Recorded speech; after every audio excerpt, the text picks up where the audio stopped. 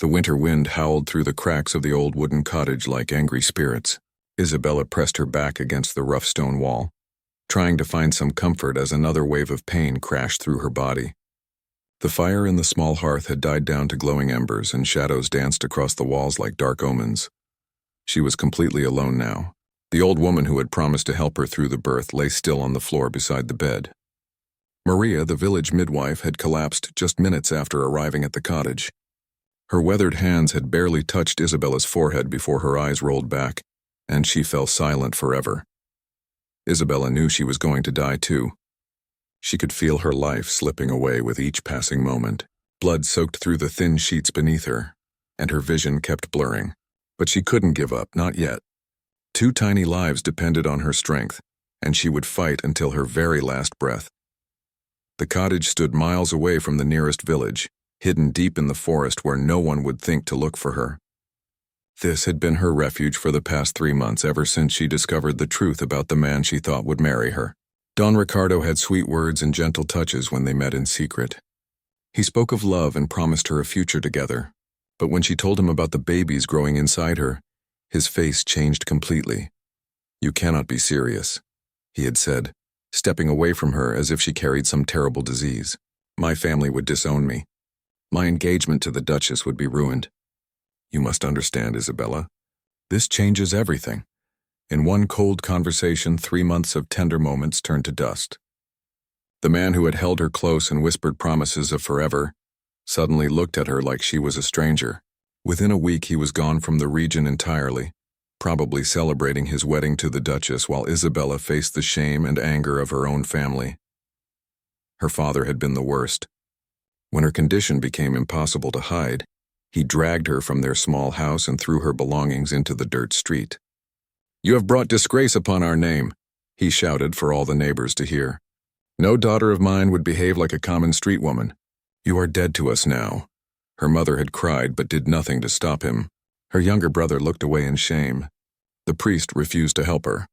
Even her closest friends turned their backs when she walked past them in the market. In just one day, her entire world crumbled around her. That was when old Maria found her sleeping in the church doorway and brought her to this forgotten cottage in the woods. "I delivered you into this world," the kind woman had said. "I will not let you leave it without a fight." Maria had been the only person to show her kindness during these dark months. She brought food, warm clothes, and most importantly, hope that somehow everything would work out. But now Maria was gone, and Isabella was facing the most difficult moment of her life completely alone. Another contraction gripped her body with fierce intensity. She bit down on the leather strap Maria had given her and pushed with every ounce of strength she had left. The first baby slipped into the world with a soft cry that filled the silent cottage with life. Isabella reached down with trembling hands and lifted the tiny boy to her chest. His skin was pale and wrinkled, but his lungs were strong. "Miguel," she whispered, remembering the name she had chosen months ago. "Your name is Miguel, my precious son." She used Maria's knife to cut the cord and wrap the baby in the cleanest cloth she could find. But there was no time to rest. The second baby was coming, and her body was growing weaker with each passing minute. The next few minutes felt like hours. Isabella drifted in and out of consciousness as her body worked to bring her second son into the world. When Gabriel finally arrived, smaller than his brother but equally determined to live, Isabella knew she had completed the most important task of her life. She held both babies close to her chest, feeling their tiny hearts beating against her skin. They were perfect. Despite everything that had happened, despite all the pain and rejection and fear, she had created 2 beautiful lives. In this moment, nothing else mattered. But Isabella knew this moment wouldn't last. She was losing too much blood, and the cottage was growing colder as the fire died completely. Snow was beginning to pile up against the windows, and she could hear tree branches snapping under the weight of ice. The storm was getting worse, and no one knew where to find them. She looked at her sons, memorizing every detail of their faces. Miguel had dark hair like her own, while Gabriel was fair like his father. Both had the same determined expression, even as newborns. She prayed silently that somehow, some way, these innocent children would find their way to safety. With great effort, Isabella wrapped both babies in her own cloak and struggled to her feet. Her legs could barely support her weight, and every step sent waves of pain through her body. But she had to try. She had to get her sons to safety, even if it cost her everything. The cottage door opened with a groan, and the winter wind immediately stole what little warmth remained in the room. Isabella stepped into the snow, clutching her babies close to her body. Each footstep was agony, but she forced herself to keep moving. The village was somewhere ahead through the forest. If she could just reach the main road, maybe someone would find them. She stumbled forward into the night, leaving a trail of blood in the snow behind her. The babies cried softly against her chest, and she sang to them in a voice growing weaker with each note. "Sleep, my angels," she whispered. "Mama will keep you safe. Everything will be all right." But deep in her heart, Isabella knew she was walking toward her own death. She only hoped that somehow her sacrifice would give her sons a chance at life. The forest seemed endless, and the snow continued to fall, covering her tracks and hiding her from the world. As she walked deeper into the darkness, Isabella said a final prayer. Not for herself, but for the 2 innocent lives she carried. She asked for a miracle, for someone kind to find them before it was too late. She asked for her sons to know love and find happiness, even if she couldn't be there to give it to them. The wind carried her words up into the starless sky, where they mixed with the falling snow and disappeared into the night. Behind her, the empty cottage grew dark and cold. Ahead of her lay only uncertainty and hope. King Fernando couldn't sleep again. He sat on the edge of his massive bed, staring out the tall windows of his chamber at the snow-covered gardens below. 2 years had passed since Queen Elena's death, but the emptiness in his chest felt as fresh as the day they buried her. The physician said she died from fever, but Fernando knew the truth. She died from a broken heart because they could never have children.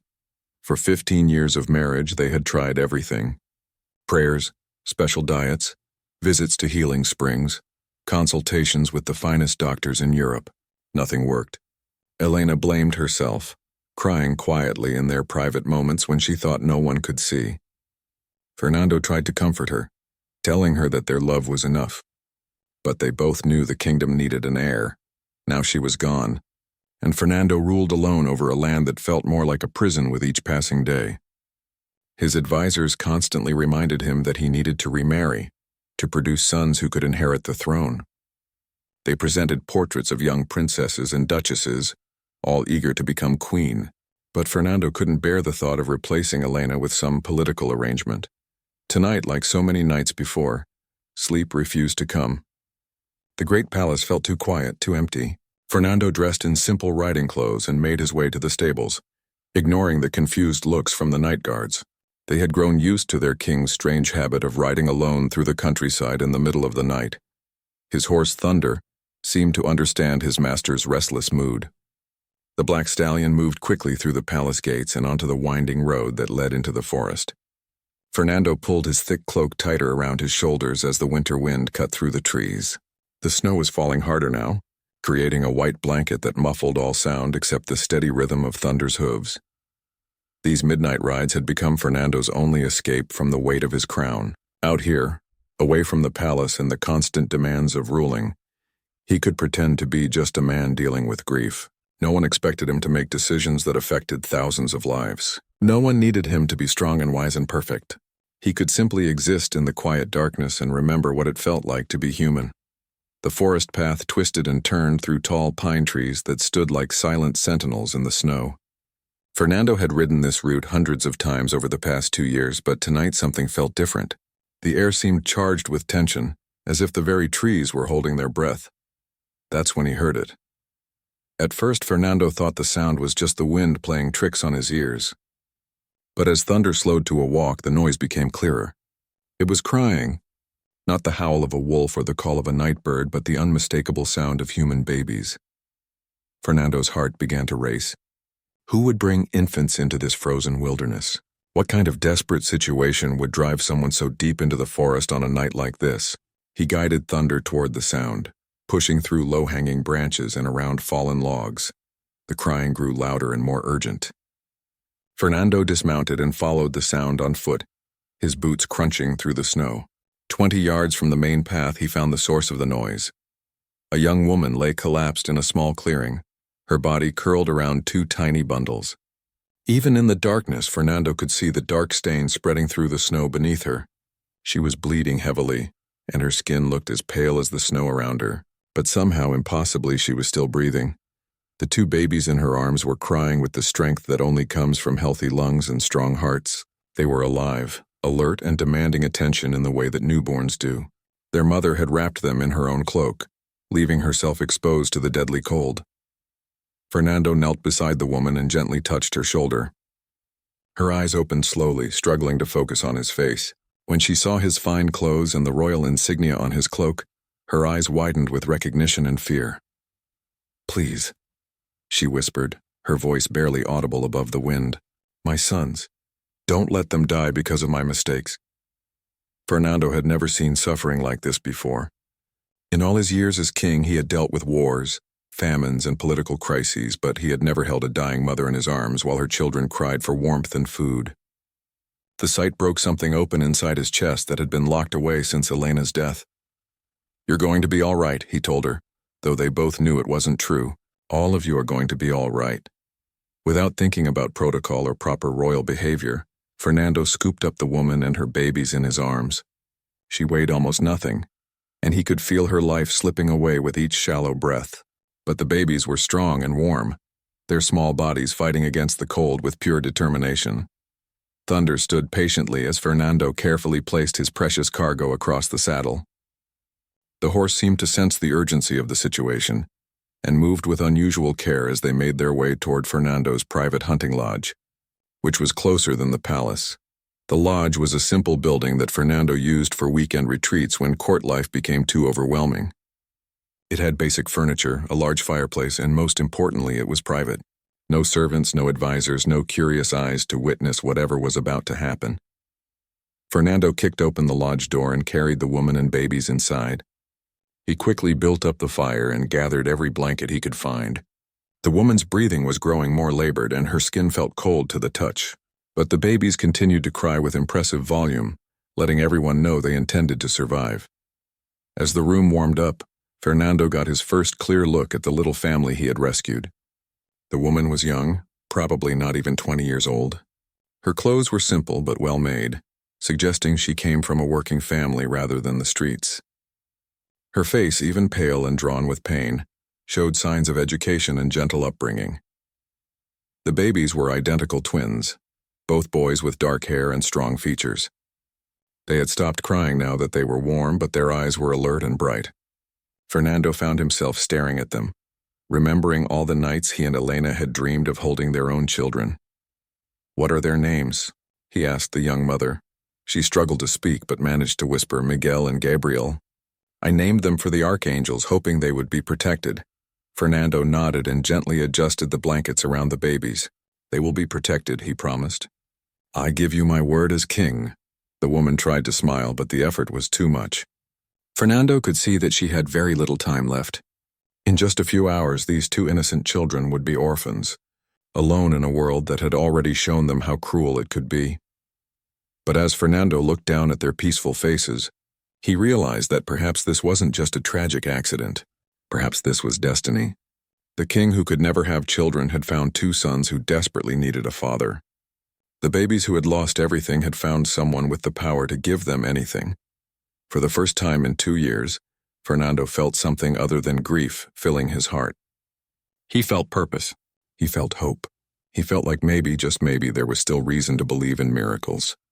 The lodge's physician arrived just before dawn, his medical bag clutched tightly against the storm.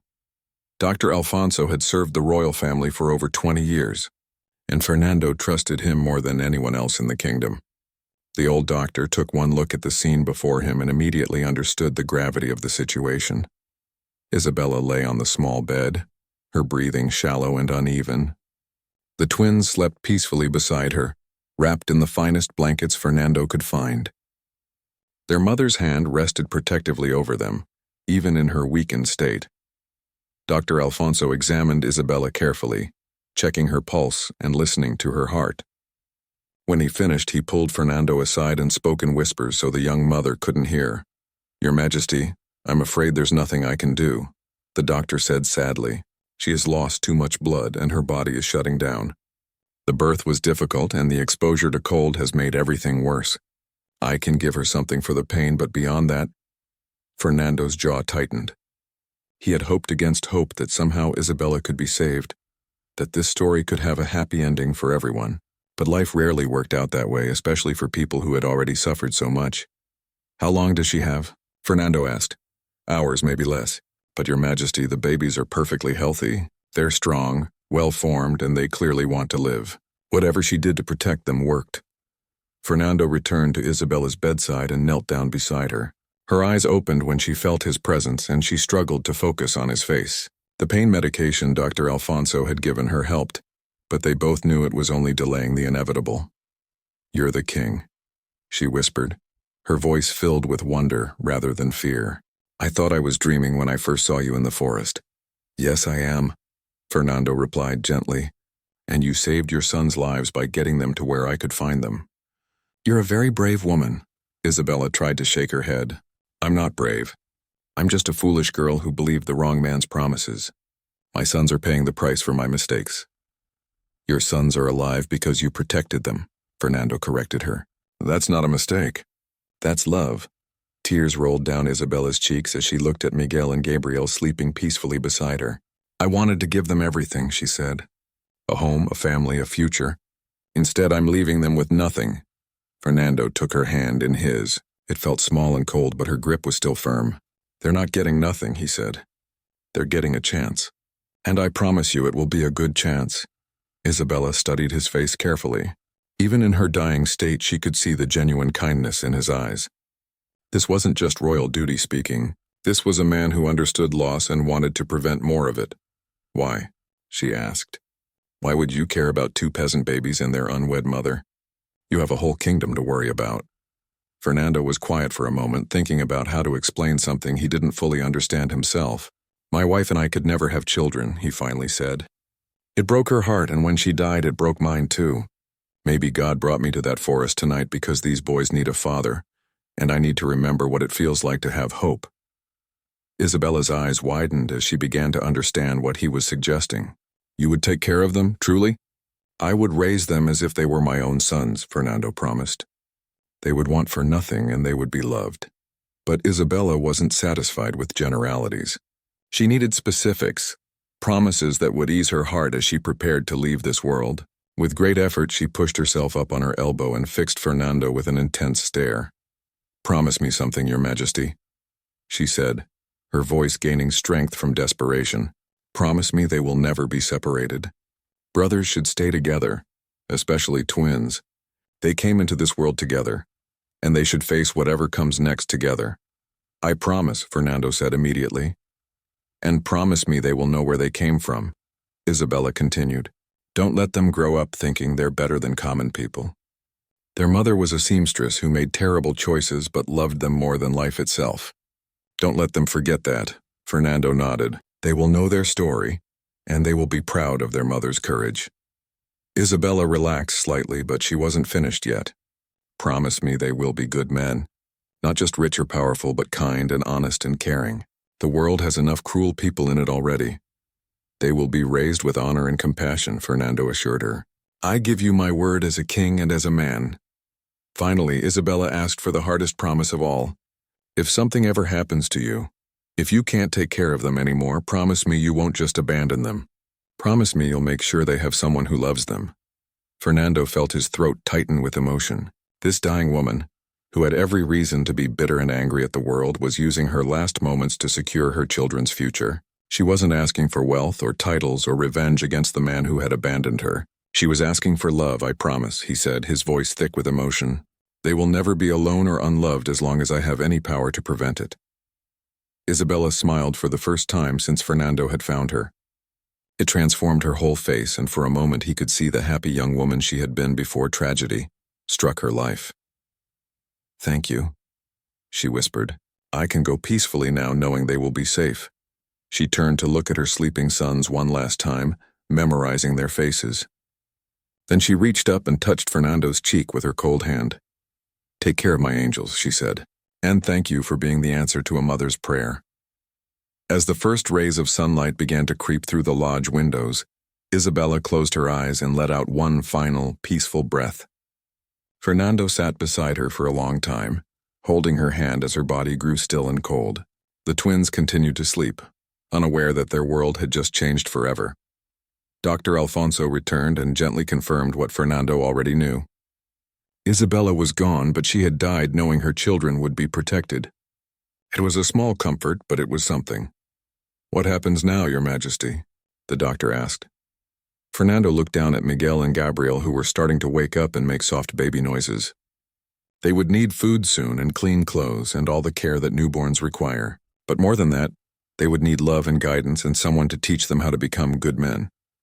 "Now we keep the promises I made to their mother," Fernando said, "and we pray that I'm wise enough to raise them the way she would have wanted."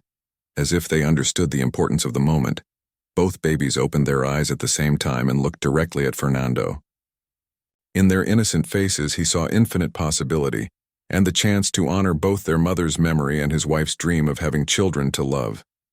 The king, who had lost everything, had just gained 2 sons, and somewhere in heaven Isabella could finally rest in peace. King Fernando spent 3 days at the hunting lodge, making arrangements that would change the course of 3 lives forever.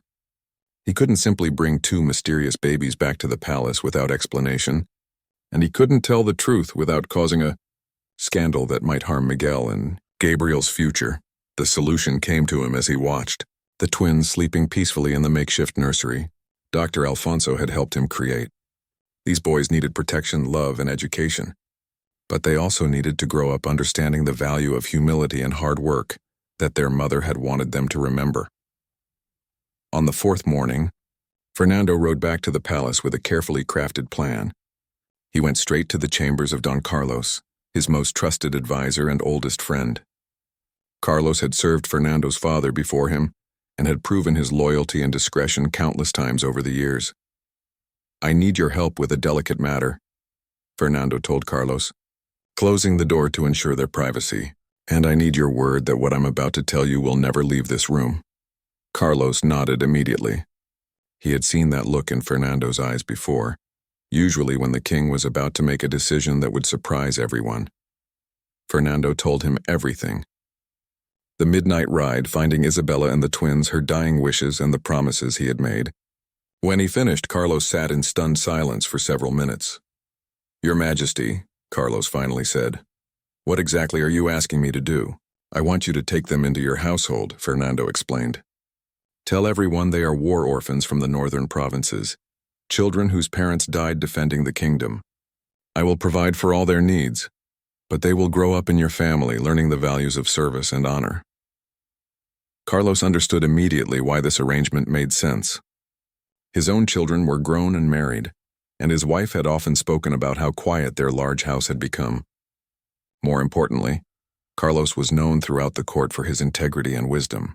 No one would question his decision to take in orphans, especially if the king had requested it. "But Your Majesty, how will you explain your interest in these particular children? People will notice if you show them too much attention." Fernando had thought about this problem extensively. "I will be their patron, nothing more. Many nobles support worthy orphans. I will visit occasionally, ensure they receive proper education, perhaps arrange positions for them when they come of age. It will seem like simple royal charity." The plan was brilliant in its simplicity. Miguel and Gabriel would grow up in a loving household with Carlos and his wife, Doña Carmen. They would receive the finest tutors money could buy, but they would also learn practical skills and understand the value of honest work. Most importantly, they would be raised by people who truly cared about them, not servants paid to provide basic care. When Carlos agreed to the arrangement, Fernando felt a weight lift from his shoulders. He had found a way to keep his promises to Isabella while giving her sons the best possible future. The introduction went smoothly. Doña Carmen fell in love with the twins immediately, cooing over them and declaring that God had blessed their household with new purpose. She had always wanted more children, but had been unable to have them after their 3rd child. Miguel and Gabriel filled a hole in her heart she hadn't even realized existed. The story Fernando and Carlos created was accepted without question. Everyone knew the northern provinces had suffered through brutal fighting in recent years, and many families had been torn apart. 2 more orphans were hardly surprising, especially when the king himself had shown interest in their welfare. As the months passed, Fernando found excuses to visit Carlos's household regularly. Sometimes he came for official business meetings that happened to coincide with mealtimes. Other times he arrived for hunting expeditions that included stops at the house to check on the boys' progress. Miguel and Gabriel thrived under this arrangement. Doña Carmen treated them exactly like her own children, with the perfect mixture of love and discipline that helps children grow into good people. Carlos taught them to read and write, but also to understand honor, duty, and service to others. Fernando watched from a careful distance as the boys grew from babies into toddlers, and then into bright, curious children. Miguel was the more serious of the two, always asking thoughtful questions and watching everything with intense focus. Gabriel was cheerful and outgoing, quick to laugh and eager to make friends with everyone he met. Both boys showed signs of intelligence that impressed their tutors. They learned languages easily, grasped mathematical concepts quickly, and demonstrated the kind of natural leadership that couldn't be taught. But they also helped with household chores, played with the servants' children, and never acted like they were better than anyone else. The arrangement might have continued peacefully for years, if not for the growing whispers at court. Some nobles began to notice that King Fernando seemed unusually interested in these particular orphans. Why did he visit them so often? Why did he personally select their tutors? Why did he light up whenever someone mentioned their achievements? Lady Patricia, the wife of an ambitious duke, was the first to voice what others were thinking. "It's unusual for His Majesty to take such a personal interest in random orphans," she mentioned to her friends during a court gathering. Perhaps there's more to their story than we've been told. Lord Ramirez, who had been hoping to arrange a marriage between his daughter and the king, was more direct. "These boys receive better treatment than most noble children," he complained to anyone who would listen. "What makes them so special?" The whispers grew louder when Miguel and Gabriel turned 7 years old, and Fernando arranged for them to begin formal education with the kingdom's finest scholars. This was far beyond what most orphans could expect, even those under royal protection. Dr. Alfonso, who had kept the secret faithfully for 7 years, warned Fernando that people were becoming suspicious. "Your Majesty, you might want to consider being less involved in their daily lives. People are starting to ask questions," but Fernando couldn't bring himself to step back. These boys had become the light of his life, the sons he had never been able to have with Elena. Watching them grow and learn filled his days with joy he hadn't felt since his wife's death. When Miguel showed him a drawing he had made or Gabriel told him about something interesting he had read, Fernando felt like the luckiest man in the kingdom. The situation came to a head when Gabriel fell seriously ill with a fever that wouldn't break.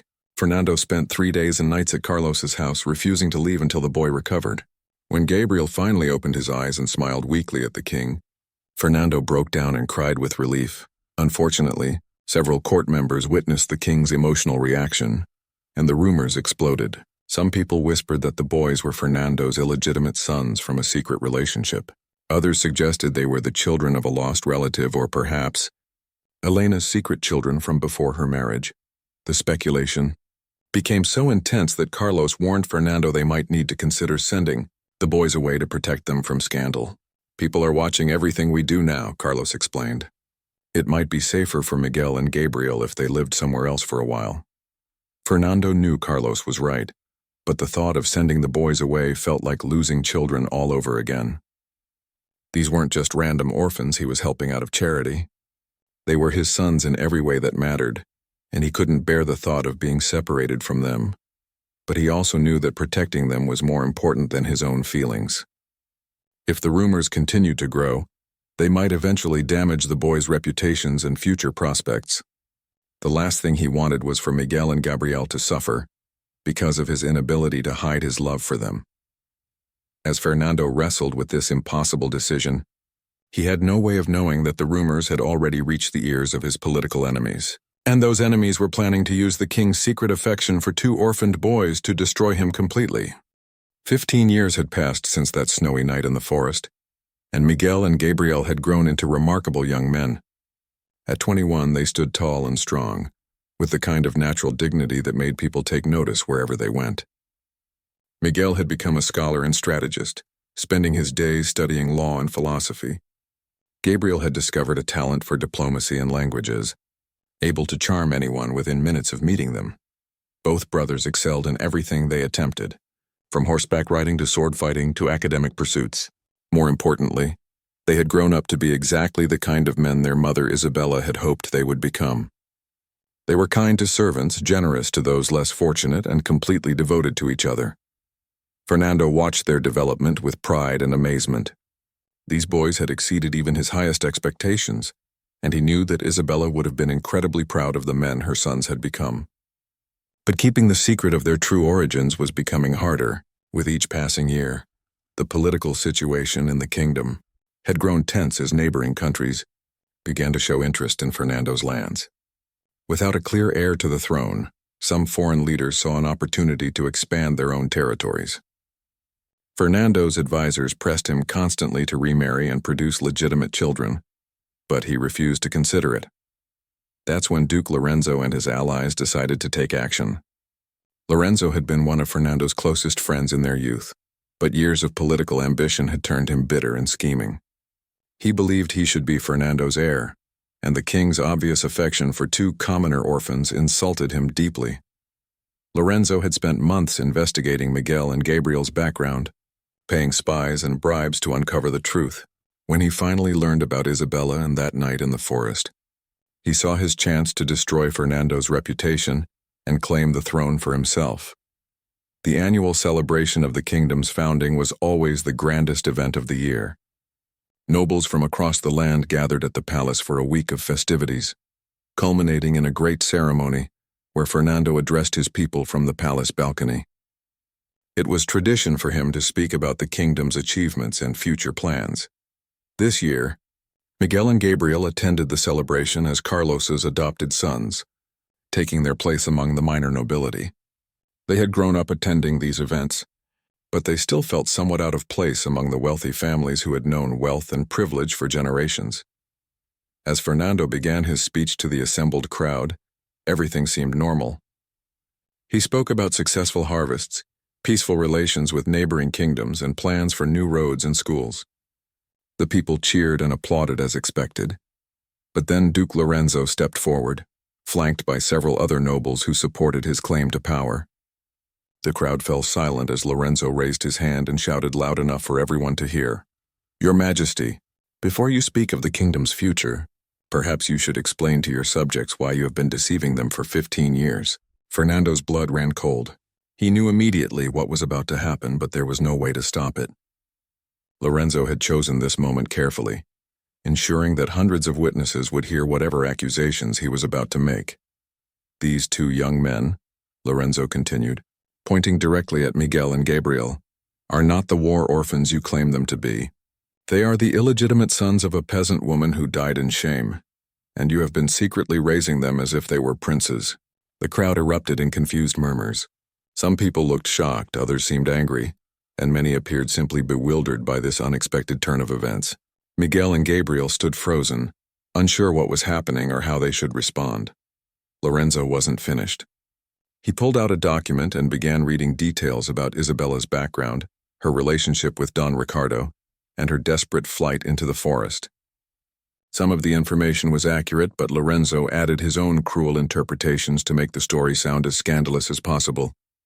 "This king has been lying to all of you," Lorenzo declared. "He found a dying woman and her bastard children, and instead of doing his royal duty, he became so attached to them that he has forgotten his obligations to provide legitimate heirs." Fernando stood on the balcony, his mind racing as he considered his options. He could deny Lorenzo's accusations, but that would mean abandoning Miguel and Gabriel to protect his own reputation. He could try to minimize the story, but that would still leave the boys' futures uncertain, or he could do something that no one expected. Fernando raised his hand for silence, and his natural authority made even the angry crowd quiet down to hear what he would say. When he spoke, his voice carried clearly across the courtyard. "Duke Lorenzo speaks the truth about one thing," Fernando began. "I have not told you the complete story about Miguel and Gabriel, but he is wrong about almost everything else." The king looked directly at the two young men who had brought such joy into his life. They stared back at him with trust and confusion, waiting to understand what was happening to them. 15 years ago, I found a young woman dying in the snow after giving birth to twin sons, Fernando continued. She was not a woman of shame or scandal. She was a brave mother who sacrificed everything to protect her children. She walked through a blizzard while bleeding and dying, carrying her babies to safety because she loved them more than her own life. The crowd began to quiet as Fernando's words painted a very different picture than Lorenzo's accusations. This woman, Isabella, asked me to make 3 promises before she died, Fernando said, his voice growing stronger with each word. She asked me to keep her sons together, to remember their humble origins and to raise them to be good men. I have kept those promises and I am proud of the men they have become. Miguel and Gabriel felt tears streaming down their faces as they finally learned the truth about their origins and their mother's sacrifice. You want to know why I care so much about these young men? Fernando asked the crowd. Because they represent the best of what our kingdom can be. They are brilliant, compassionate, hardworking, and completely devoted to serving others. They have never asked for special treatment or acted entitled to anything. They earned every opportunity they received through their own merit. Fernando paused and looked directly at Lorenzo.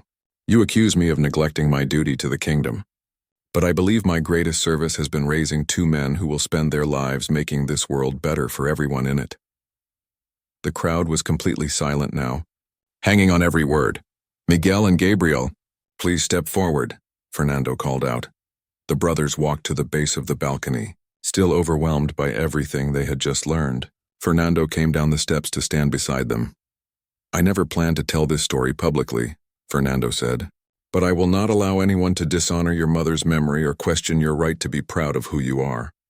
Isabella gave her life to save you, and you have honored that sacrifice by becoming exactly the kind of men she hoped you would be. Then Fernando did something that shocked everyone present. He knelt down in front of Miguel and Gabriel, showing them the same respect he would give to visiting royalty. I am proud to call you my sons, he said loud enough for everyone to hear, not because of any blood relationship, but because you have earned that honor through your character and actions. The crowd erupted in cheers. Instead of being scandalized by the revelation, people were moved by the story of sacrifice, love, and honor. Many in the audience were parents themselves, and they understood exactly why Fernando had been unable to abandon Isabella's children.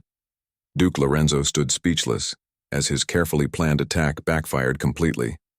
Instead of destroying Fernando's reputation, the story had only made people love and respect their king more.